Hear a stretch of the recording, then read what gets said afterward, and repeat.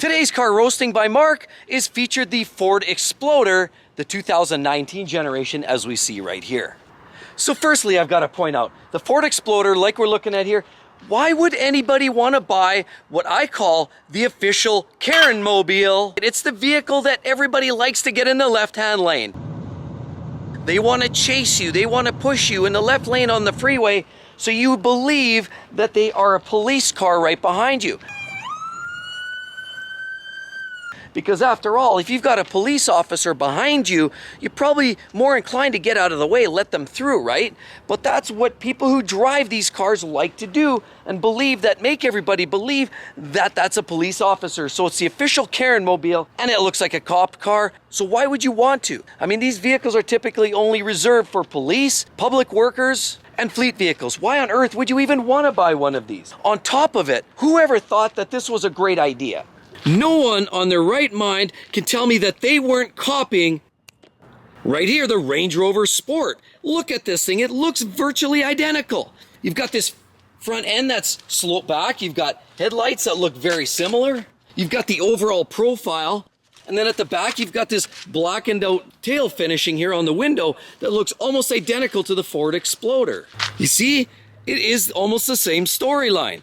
Headlights very similar, slightly detuned. Of course, we got a slightly larger grille, but almost the same storyline as you go down the side of this vehicle, and then you have that blackened out corner of the rear tail finishing. You also have the overhang there that looks very much like the Range Rover. This thing is essentially a cheap duplicate, or a knockoff, if you will, of a Range Rover Sport. Okay, I will give you a little bit of a thumbs up. I mean, we do have some really cool little vents here that everybody seems to think is very cool nowadays, but it's a lot of plastic, and you've got that little marker light in there. It's so cutesy.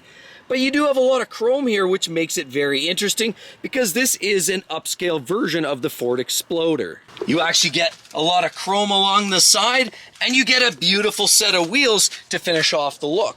Of course, you get more chrome right there as well, and a set of dual exhaust pipes. Just try to make believe that you've got something powerful under the hood. But I mean, who's fooling who here anyway? I mean, look what kind of engine it has. We're dealing with the EcoBoost, and it's the 4-wheel drive. So what kind of problems do these cars have? Well, you see they've got these great nice exhaust tips. But you see, that's the problem with these. That's one of the known issues of this generation of Ford Exploder, is that they waft exhaust fumes into the cabin, especially if you're going hard, you're accelerating onto a freeway on-ramp, and then it starts to stink up the cabin. You actually think you're being gassed out.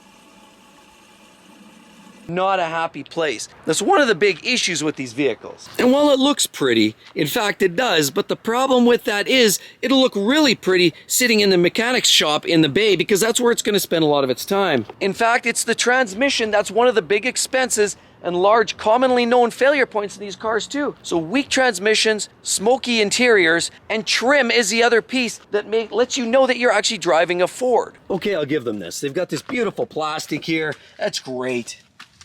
And you've got these funky little handles right there. But there's some of that trim that we talked about. Trim popping off. Really not a very nice look. Look at that junk. And trust me, you don't even want to look inside. That's where you're really going to see what's going on. But what else do we have intriguing here? Well, what I'm looking at here is we have a limited version. That's right, limited. You're darn right it's limited. Limited to the mileage you're going to get at it, because it's always sitting in the service shop. And I will give Ford credit where they actually created an interior that looks a lot dressed up with lots of different accents and detail.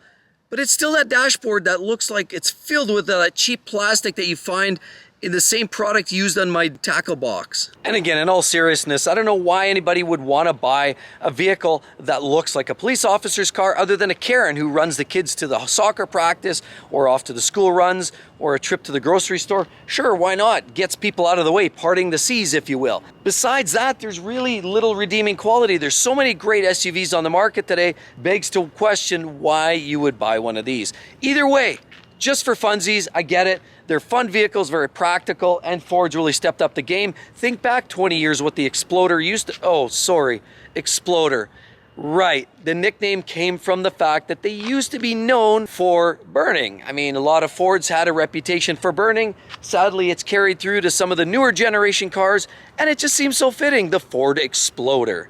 But as well, everyone, thanks again. I really hope you enjoyed it. Just for some good laughs today, please be sure to hit that subscribe button. It doesn't cost you anything. It's a lot of fun, and you're guaranteed to love the next great video by Exotic Car Play Place. Hope to see each and every one of you guys. See you real soon. Bye-bye.